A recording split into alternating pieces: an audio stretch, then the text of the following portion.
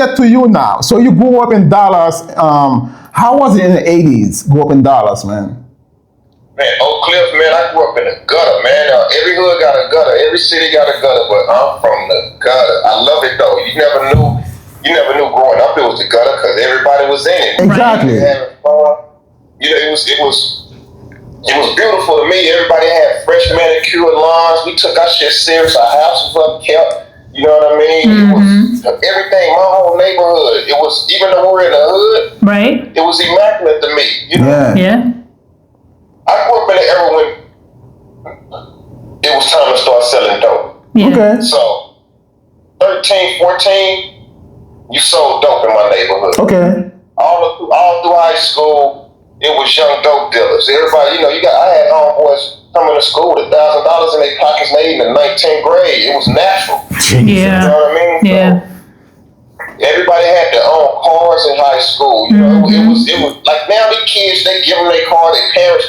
But my homies was hustlers. Yeah, hustling for that, yeah. Different era. Right. Everybody, you wanted a nice herringbone, a rope chain on your neck, the jeans. You know what I mean? It was different, man. Even you know, you want that. I ain't saying impress anybody, but you just want people to know you was about your money, your paper. Of course. No sucker. You know what I mean? Right. So, yeah, I'm from a hood, but to me, it's the most beautiful place you can come from. Yeah. So I'm from there. You know what I mean? Right. So right. I survived that motherfucker. Yeah. So was your dad a pastor? Yeah, Pops is a real pastor. Still is. Okay, so how was your dad a pastor and then you jumping off the porch? Like, I mean, how did you feel about that? Shit, they always say preacher's kid be the worst kid. That's true. That's fine. Fucked up kid though, bro. I wasn't no fucked up kid, man. My pops I never heard my pops use a curse word. I tell people that they think I'm bullshitting. I never heard my pops use one curse word. He never raised his voice at me. He was stern. He disciplined us and all that. That's old school, man. Oh, man. He never put his hands on me or nothing, man. He was a real dude. Still is a real dude, man. My pops, my best friend, he's my partner, my homie. I talk to him.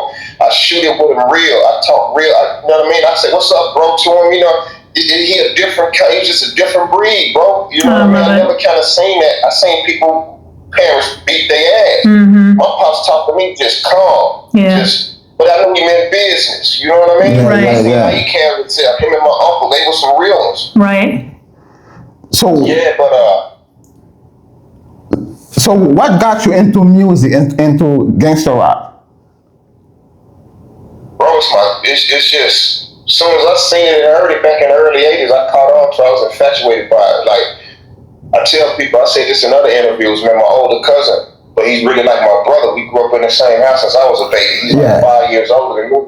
He was, you know what I mean? He used to be my beatbox, and I'll freestyle. So my grandmother, she sung in a choir, and she had a tape recorder with her church songs on it that she would be listening to through the week to get ready for church.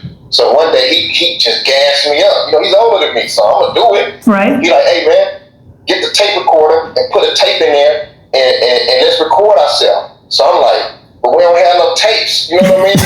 So we get my grandmother's church, get her church tape and stick a little piece of paper in the corner of it so you can record. And we push record, and he started beatboxing on there, and I started rapping on there. And we was like, wow, we sound fly on that motherfucker. But if my grandmother, you know what I mean, she was like, man, y'all fucked my chin, say fucked up. But she said, y'all got my church tape and did that on it. Jesus, y'all wild, man.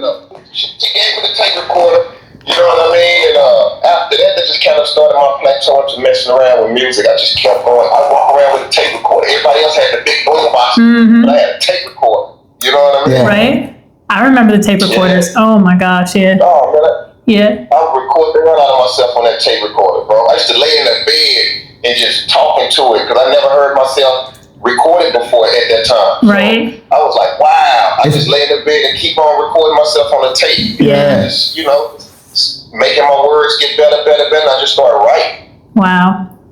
So at what age did you like go to like a studio and record a song professionally?